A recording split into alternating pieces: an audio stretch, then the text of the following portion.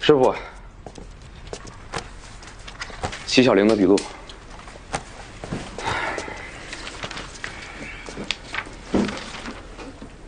说说你的想法。师傅，我觉得还是交换杀人。赵文帮齐小玲杀了周正，是因为齐小玲帮赵文杀了张松。杀张松的不是齐小玲，是王媛媛。张松指甲缝里的羊毛纤维应该就是王媛媛。王媛媛？那卢远洲又是谁杀的呢？齐小玲。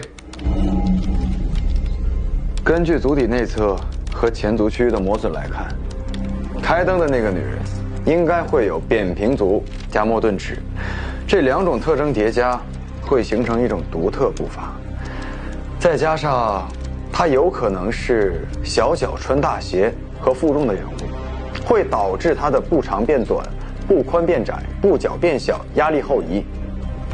这就是说，为什么足迹边缘会不清晰。齐小玲帮着王媛媛杀卢婉舟，王媛媛杀了赵文的老公张松，赵文又帮着齐小玲杀她的老公周正。哎，这样推测就说得通了。那谁是主谋啊？齐小玲吗？从目前的审讯证据来看的话，齐小玲最有可能是主谋。那可是现在只有赵文认罪了，而且他咬死不承认自己认识齐小玲。齐小玲和王媛媛，他们两个的犯罪证据又不够充分。顾队，基于这些共同点，还得汇报上级部门，研判是否并案调查。我同意。9月15日当天，齐小玲说她和周正吵了一架，自己一个人去了酒店。酒店已经把视频发过来了。不错啊，咱们这个案子总算是有点眉目了。到饭点了，先吃饭吧。哎，你不去啊？吃饭不积极，脑袋有问题。就是，我听得见。你那个是监听耳机啊？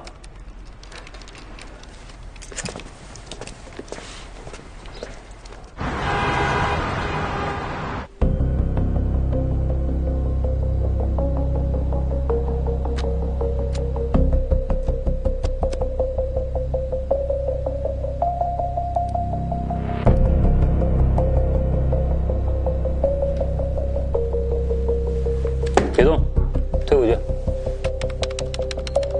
停，对，就这儿，报道。再大点。这个戴假发的女的，王媛吧？好像是他。再找找郑莲，就是他。看看时间，张松案发时间之前，没错，就他。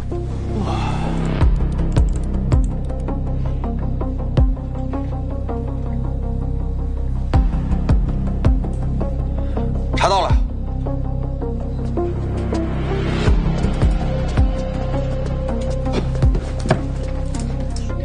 齐小玲的伪装可比王媛媛高明多了。这是齐小玲。可惜的是，她这身衣服不够合身，而且你们仔细看她走路的姿势，一直是在踢着走，是因为她鞋子码数太大了。还有他拎餐箱的动作太不自然了。那要这么说的话，加上他原本的身高体重，还有那些伪装，那他的脚印就应该和被找到的脚印能够吻合了。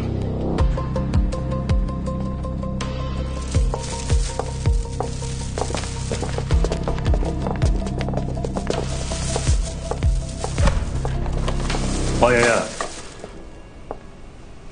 因你涉嫌谋杀案，现在对你依法进行传唤，你有义务配合公安机关调查。如无正当理由拘捕到案，我们将依法强制传唤。听明白了吗？张松，我压根儿就不认识这个人。顾警官，你们是不是搞错了呀？我跟你们说的这个人无冤无仇的，为什么要杀他？我们警方没有证据是不会随便抓人的。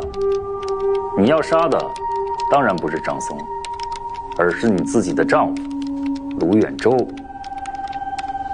卢远洲死的那天，我有不在场证明。保姆证明，晚上11点到凌晨2点的时候你在家睡觉，那之后呢？你干嘛去了？当然还是在家睡觉啊。想清楚再说。监控显示，凌晨2点半的时候你走出了家门，你干嘛去了？失眠，出去走走，散散心而已，有问题吗？那你未免也走得太远了吧？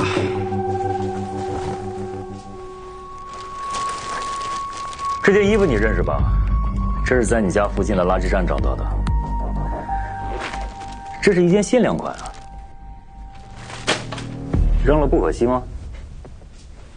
经检测，张松指甲里的羊毛纤维正是这件衣服上的，而这件衣服的主人正是你，王媛媛女士。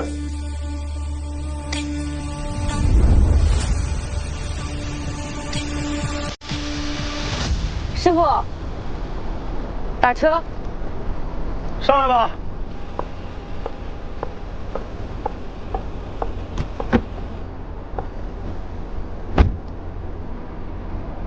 去哪儿，美女？去烈光屋。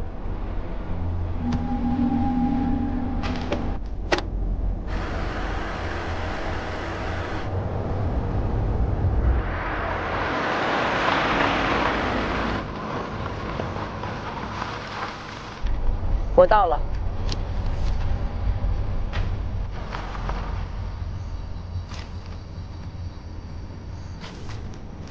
哎，你等一下啊，这都过了烈光屋5、6公里了，你得给我加钱。哎，这鸟不拉屎的地方，你不行啊！我这放空回去，你得再给我加100。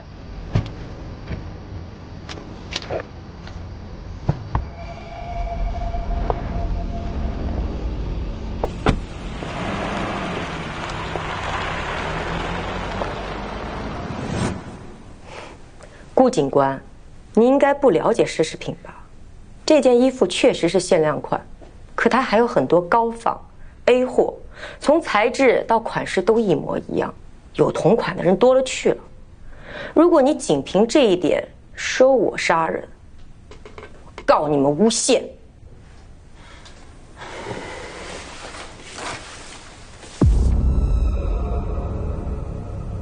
这2个人你认识吧？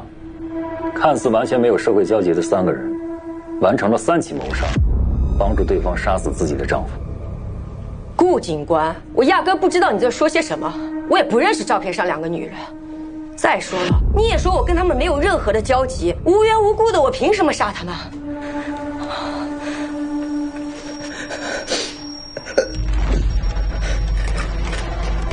你还能找吗我？叫救护车！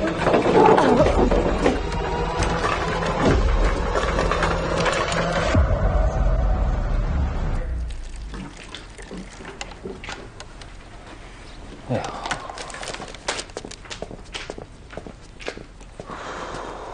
哎，顾队，这是您的体检报告，这是那个王媛媛的检测报告。先看这个，说是食物中毒。食物中毒。哦，有点像啊。我的报告看见，我都把这茬给忘了。脂肪肝红，我怎么这么多毛病啊？他们是不是检查错了？哎，师傅，咱还别吃泡面了，走，吃点好的去。行，走。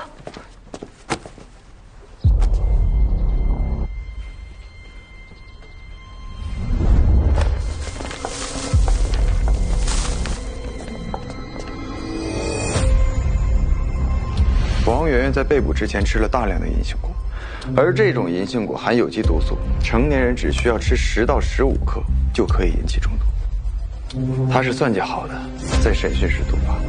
哎，那他为什么要这样做呢？你说为什么呢？不就是为了拖延审讯时间，隐藏和齐小玲、张文的关系吗？哦，动脑子呀！哎，那咱还出去吃饭不？你问他。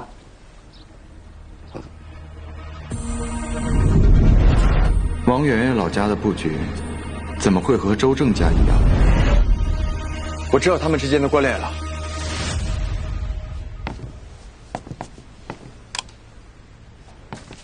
哎，陈哥，你要王媛媛家的老照片干什么？查到这套房子的信息了吗？查到了，这套房子的原房主叫李健，10年前他把这套房子租给了卢远洲夫妻。卢远洲发家致富后，他就到处吹嘘，说这套房子的风水好。哎，周正也就是听了这个话，才把这套房子买下来。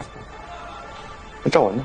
半年前，这套房子空关，房主打算出售，就叫了保洁公司的人过来打扫。哎，来打扫的人正是赵文。不过，你是怎么发现这个关联的？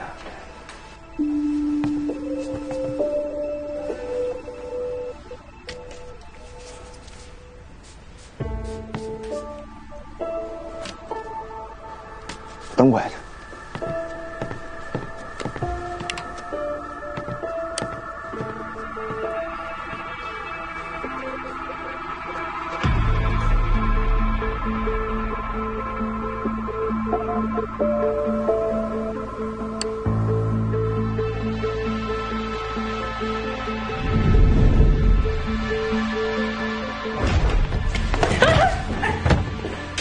还不叫吗？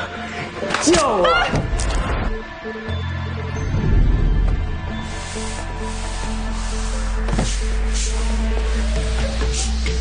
过来！花。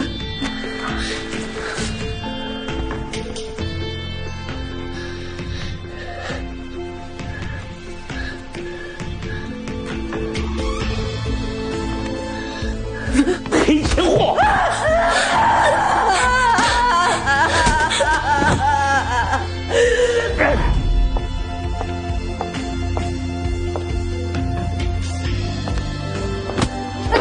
你又要去勾引谁？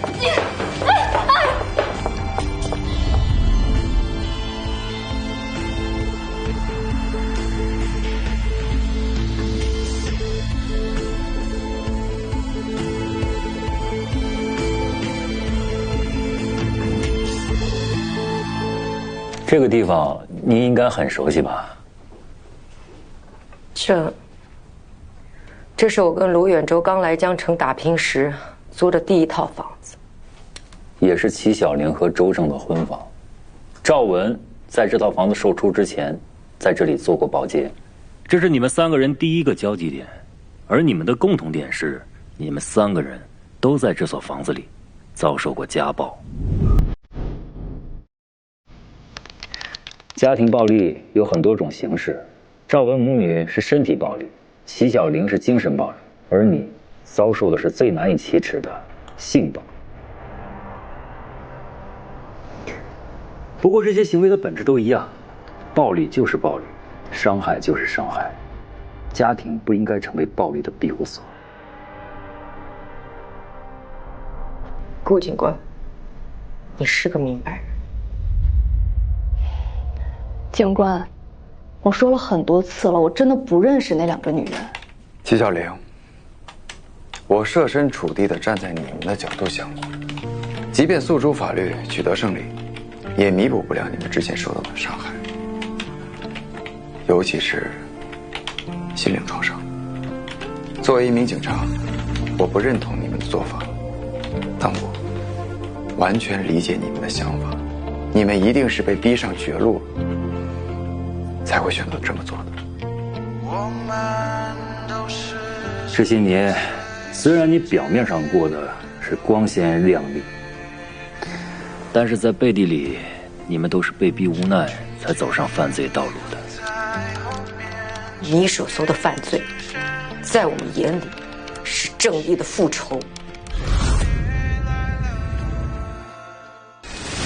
我们，你承认了？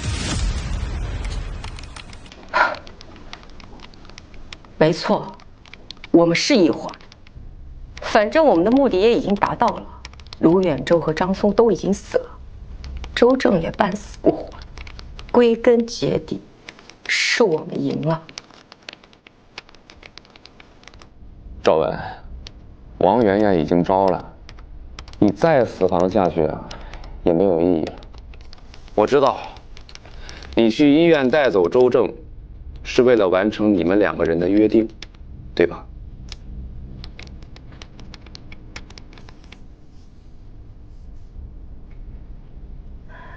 对。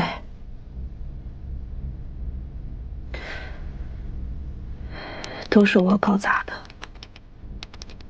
就算周正成了植物人，小玲还是逃不掉。可能要被周家的人逼着他照顾他一辈子，他太苦了。赵文，你还记得吧？他有一个女儿，7岁。他最开始参与你们的计划，就是因为他女儿。可现在呢，他为了帮你，连他女儿都不顾了。那几个男人都该死，尤其是卢远征那个变态。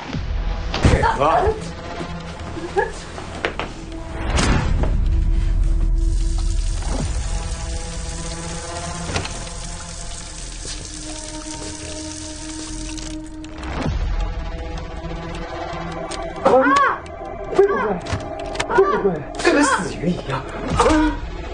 这可以这么爽？爽不爽？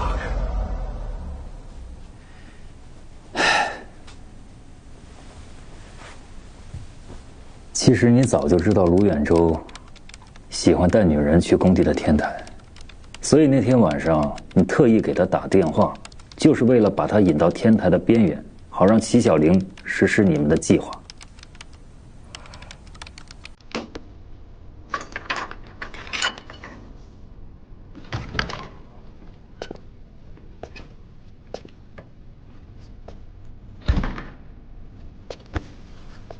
那2个都招了。齐教练，王媛媛和赵文已经招了，我们现在办案，重证举轻口供，哪怕你不招供，凭现有的证据也能定你的罪，所以你没有必要硬扛，早点交代，对你们3个人都好。你还想知道什么？你们谁是主？齐教练，你应该知道，主犯和从犯的量刑区别是很大的。我们之间没有什么主犯从犯。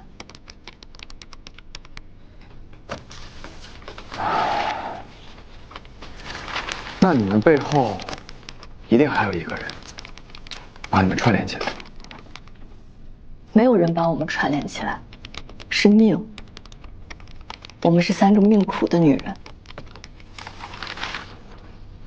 那你们为什么要在现场放纸扎新娘？这是我的主意。家暴是一种很隐秘的暴力，我相信除了我们3个，还有很多女人正在遭遇家暴，逃也逃不了，离也离不掉。很多人都选择了沉默，但我就想替他们发声。我想让家暴这种罪行受到社会更多的关注。那3起谋杀案也是你们共同策划的？是。具体是怎么策划的？根据那3个男人的特点和平常的行为习惯。怎么？你们警察觉得我们策划不了？那有没有参考什么过往案件？例如10年前的清道夫案。秋晨，你出来一下。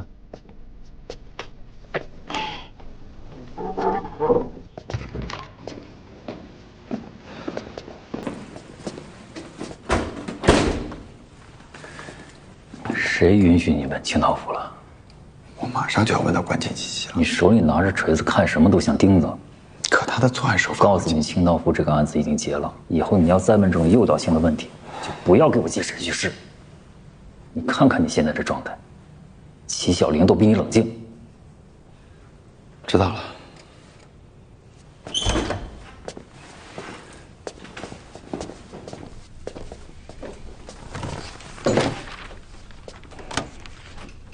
齐小玲，说说你们具体的犯罪过程。很简单，就是利用他们的弱点。赵文说周正该死，他为什么这么说？我这双手原来没有这么粗糙，它都是用来画画和弹琴的。可我自从遇到了那个男人，我们这个小区风水特别好，而且我敢断定，3年之内必定要涨价。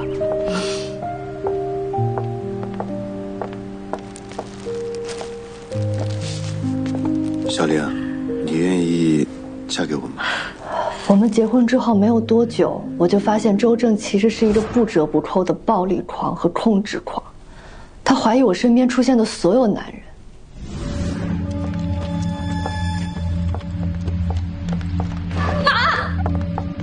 刚刚跟你亲亲我的是谁呀？那个是我同事，我们同事那么亲啊？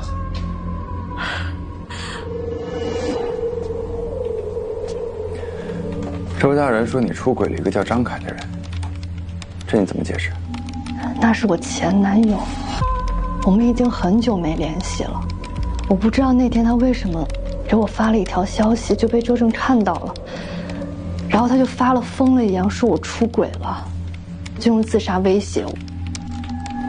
你能不能相信我？我真的没有。没有，我在这个样子，我必须死。周正，我听你的，我都听你的。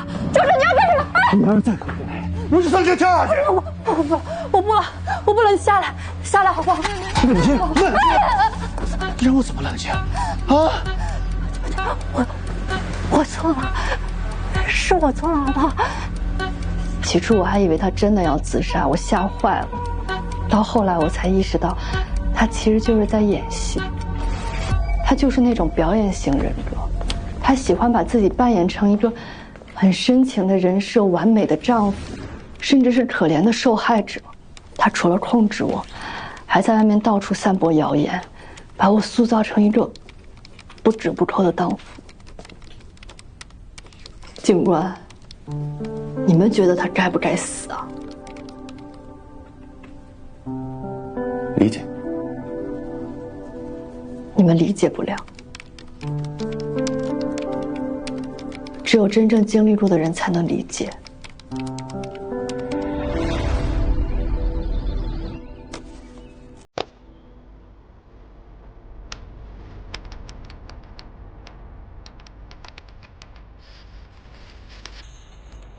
计划开始。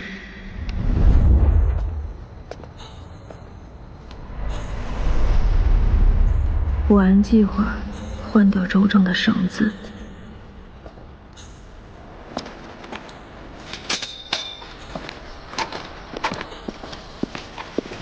张松那边我已经准备好了，卢远洲那边交给我。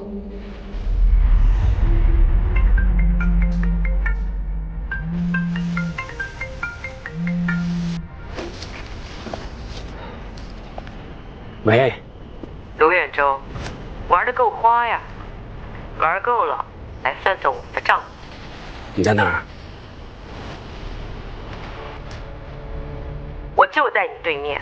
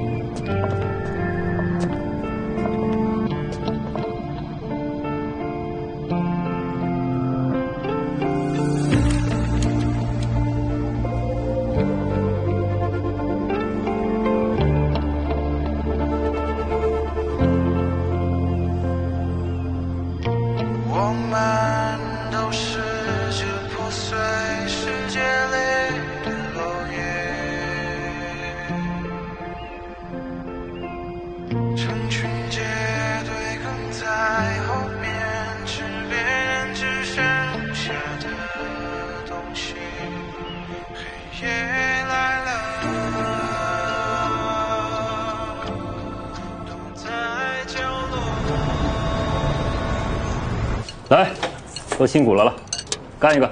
嗯。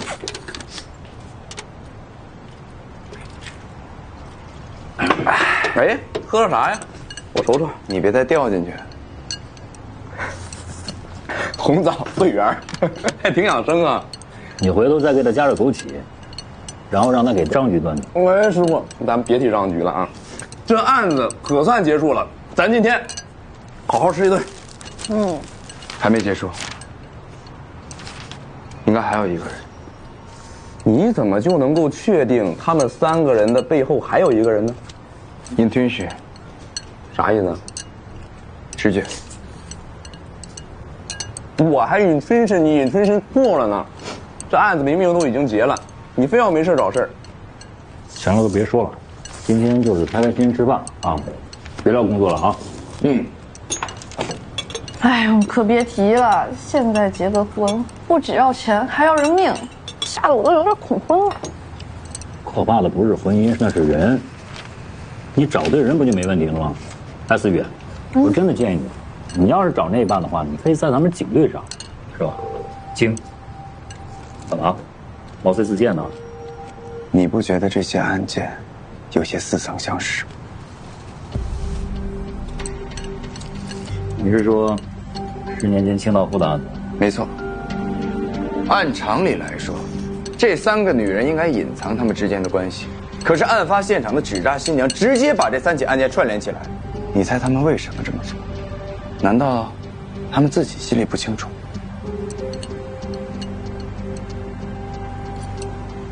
那像你说的，这个案子幕后真有这么个人，你觉得他为什么这么做？是挑衅，也是宣告，告诉我们他一直在。他和当年那个清道夫一样，极度自负，自信我们根本就不会查到他。当年的清道夫已经被我击毙了啊，这个顶多就是个模仿犯。我爸应该有告诉过你，永远不要小瞧你的对手。那为什么你一出现他就重出江湖了呢？是不是把你当对手了？你怎么不说我是清道夫呢？我跟你开个玩笑嘛。真好笑。行了，别藏着气了啊！天塌下来我顶着。嗯，你是天塌下来也得先吃饭吧？哎，越来越了解我了。我看了你的体检报告，你有继发性胃青炭。谢谢你，替我爸挡了一刀。师傅，您这体检报告啊，就这么晾在桌上呢。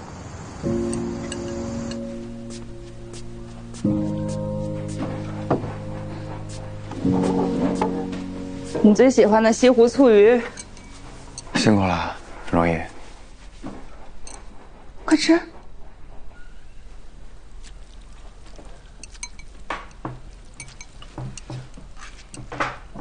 案子破了？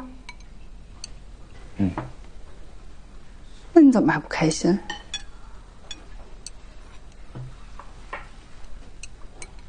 按理说，我不能和你分享案情，但是被人牵着鼻子走的感觉实在太差了。我就怀疑，这3个女人背后一定另有其人，但现在什么证据都没有。别着急了，你那么聪明，查明案件是迟早的事儿。快吃饭吧。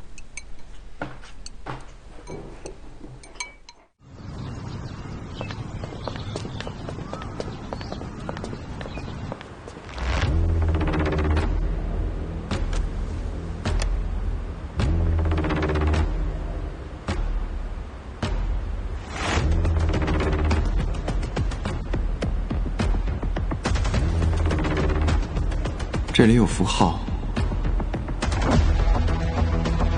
看这符号，好像是女书。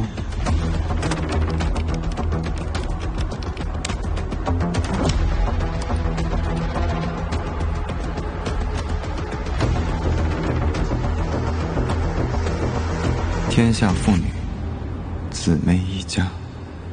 原来你一开始就把答案告诉我了。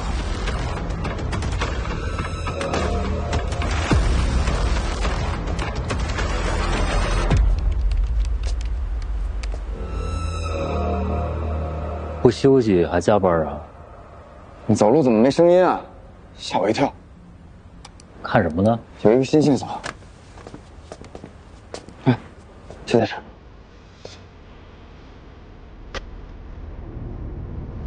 这写的什么呀？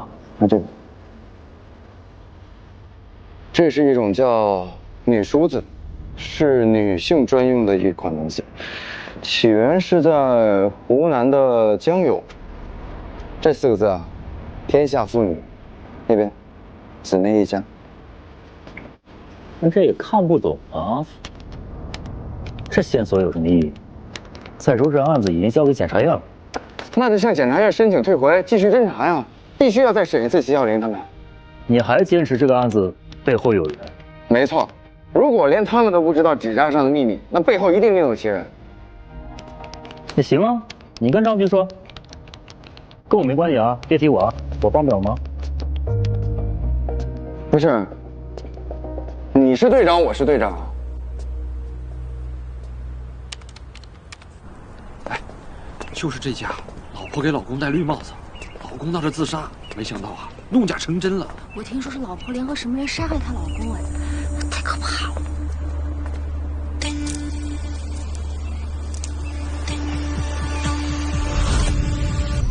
姑娘，细推你八字，乃金罕谁人之相，命里冲克，以致阴邪入侵，需以成阳之法，方能扭转乾坤。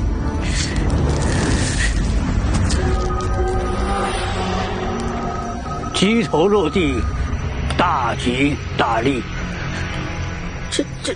真能转运吗？姑娘，莫急，还没完呢。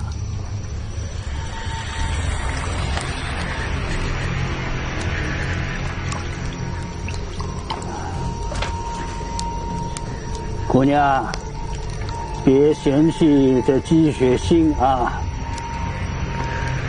别急啊！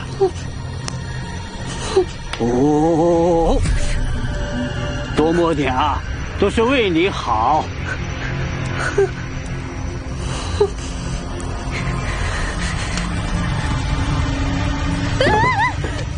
你干嘛？哎，姑爷别跑！我看你往哪儿跑！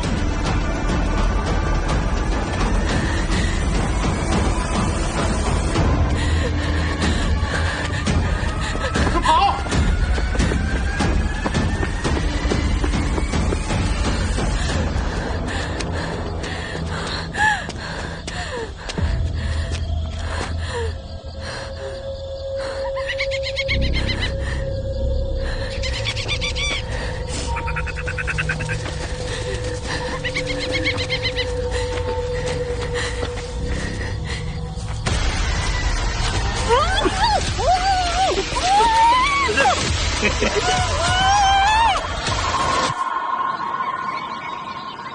两个工人和武松入到里面，哎呀！桌凳座头上，两个工人倚了棍棒，解下那缠带，上下间坐。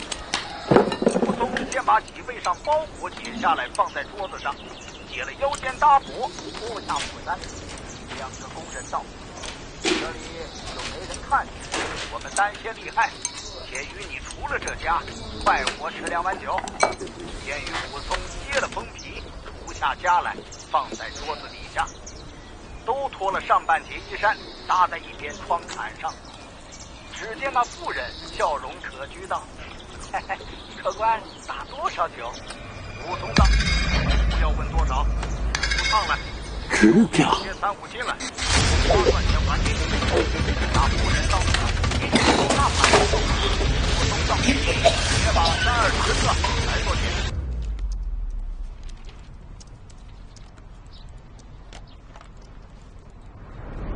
这是一种叫女梳子，是女性专用的一款东西。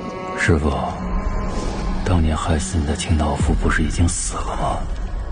我怎么感觉他又回来了？师傅，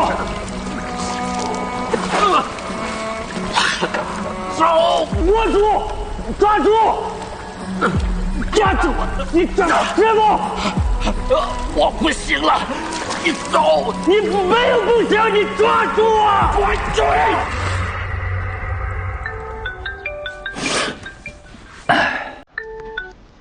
喂，C12，出警！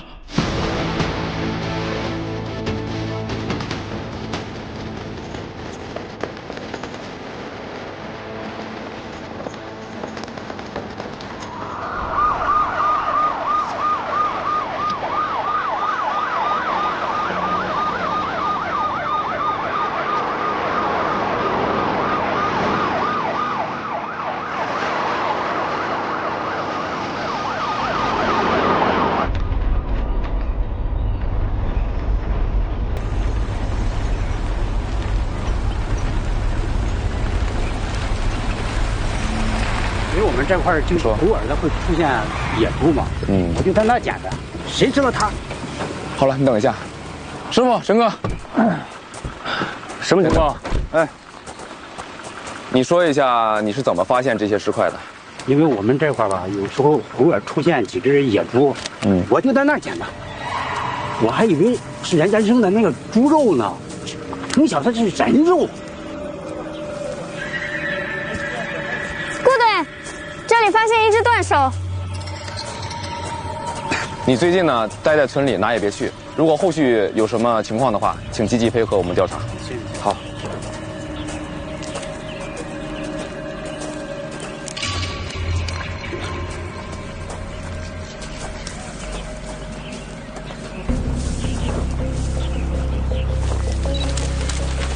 顾队，根据现在找到的尸块判断，死者55岁到60岁男性，死亡时间大概是昨晚8点到11点钟。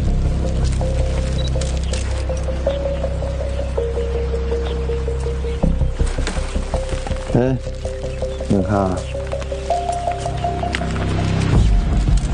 中指内侧有一个老茧，代表着这个人有长期输血的习惯。这个指甲缝，每一个指甲缝都是红色的。我推测啊，这种红色的东西应该是朱砂一类的东西。还有这个虎口，有这个长期熏痕留下的烙印。哎，我推断啊，死者生前应该是从事算命、占卜一类的这个职业。看看有没有这个人。小翟，你去村里找一找，看看有没有相关失踪人员。好。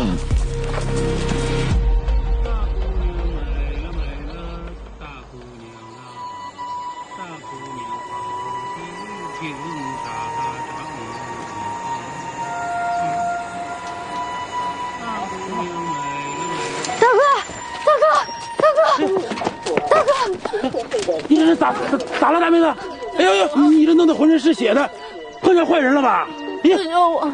救救我！你去哪儿？不行，只要离开这去哪儿都行。哦，行，那上车，快！你先这，好，坐好了哈，坐好了。哎呀，走了啊！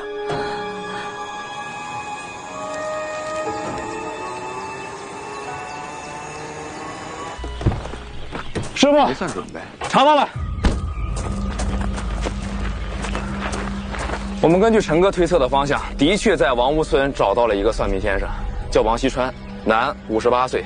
哎，村里人还说王锡川会抓鬼，这个青纱帐里的鬼都是靠他做法镇压的。哎，传的有鼻子有眼的，很多人都信了，他也因此出了名了。他现在自己倒成鬼了。青纱帐闹鬼，这不就神棍吗？哦，对了，我们还在被分解的骨骼上找到了剁鸡的痕迹，分尸手法相当专业，使用的很有可能是专业的屠宰工具，比如杀猪刀。这里发现了尸块，这边也有，这里也发现一块尸块，快走！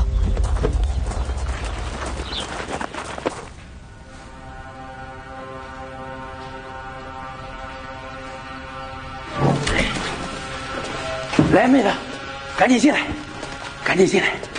哎呀，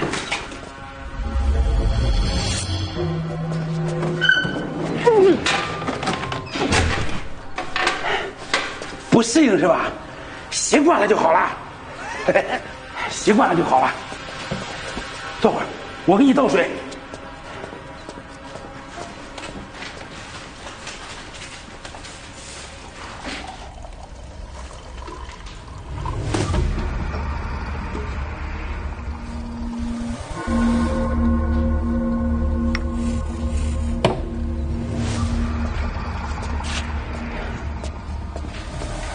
喝水，来喝热水。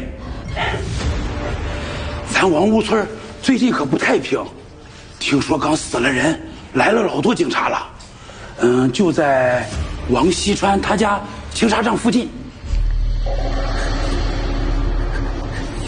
咋了？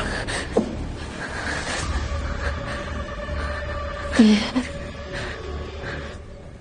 认识王锡川？认识啊，认识王锡川，就是王锡川说要把你送给我的。坐，王锡川可算是说话算话了。坐。小珍，你去整2笼包子，饿了。师傅，我真佩服你，你这个时候了都能吃下饭，我看到饭我都恶心。什么时候不都得吃饭吗？快去啊！哎，思雨，你想吃点啥？我给你买去。不用了，我不饿。顾队，我们在青纱帐里找到了大部分的尸块，目前主要缺失的是头颅和部分消化系统的内脏。致命伤确认了吗？还没。那看来这致命伤多半是在头颅上。告诉所有人仔细搜查，务必找到头颅，确定死因。好吧？是。哎，我认为啊，这个头颅大概率不在青纱帐。行，说说你的想法。当年的清道夫案里也有一起分尸案，凶手将被害者的尸体扔进河里，直到把河水抽干也没有找到全尸，因为被害者是中毒而死，而能直接检测出毒素的内脏组织，从头到尾就不在河里。除了分尸之外，这2个案子还有什么共同点吗？没有充足的证据，我不可能调整调查方向。你在刻意回避清道夫案，我有什么好回避的？我知道这些年你一直在查清道夫的案子，所以很敏感。之前的杀夫案，留女数字的人确实很像清道夫的作风，但是断案不能靠联想。好，我会找到更多的证据，证明这个2个案子之间的关联。跟我年轻一样，都挺倔。行啊，拭目以待。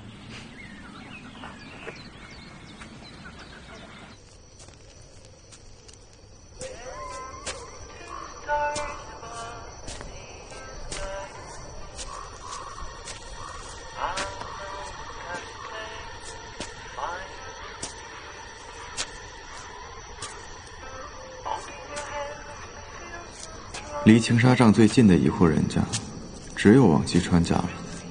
这周围也没什么邻居。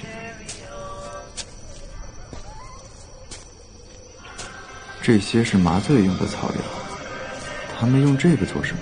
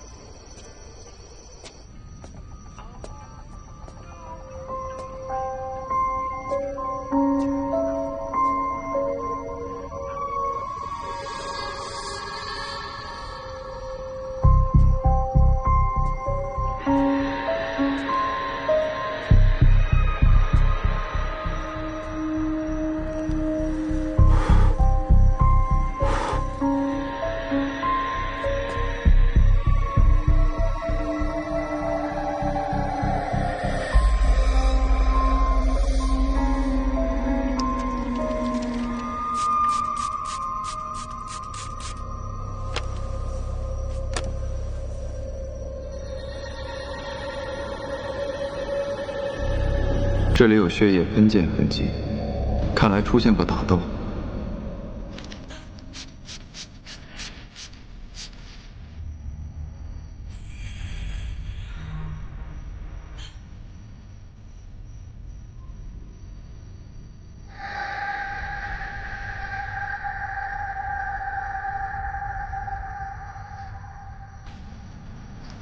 从血液喷溅的轨迹，还有屋内陈设整齐程度来看，死者应该是从背后被人偷袭。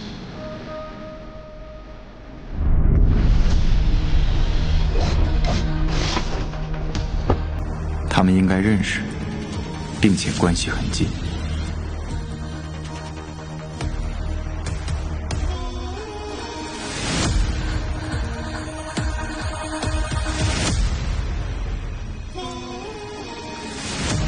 现场没有其他大量的血液，看来这里并不是分尸现场。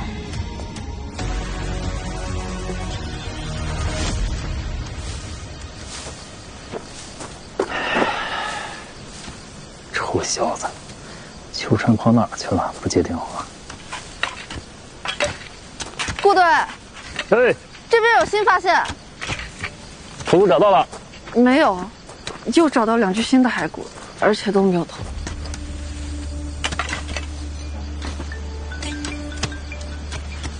说，喂，师傅，我问过村里人了，王锡川有个儿子叫王明明，年轻的时候曾经在屠宰场上过班，但后来就突然的躺平摆烂，成天在家胡闹，吃喝嫖赌的。听我说，马上去查王明明，看看他们父子都跟谁有过接触，还有，重点问一下他们父子之间的关系如何。是。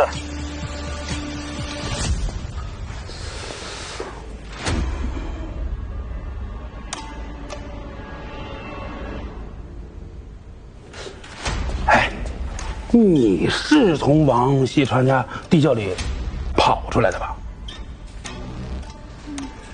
哦，那就对了，那就救对人了。那咱们就赶紧开始吧，别耽误功夫了。哎呀，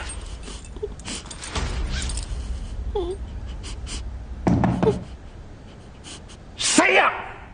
老子还没开始闻呢。哎呀！娘，你在吗？妈的，大半夜，我去就来，别着急。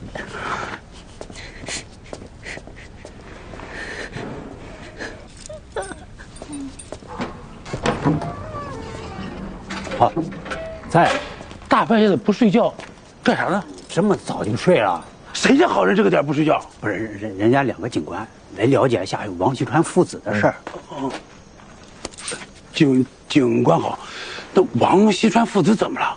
犯啥事儿了？他死了，青纱帐那些尸块就是他死了。是，听说王锡川还有个儿子叫王明明，在你这上过班，对吧？上过。那这样吧，跟我去趟村里办公室，说一下王锡川父子的情况。哦，那现在去？现在？哦，现在。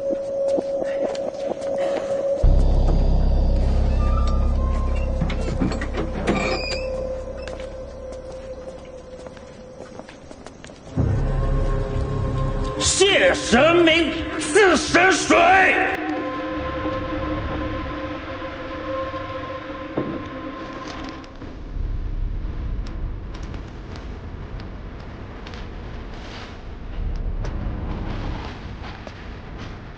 喝了这碗神水，保你长命百岁，财运亨通啊！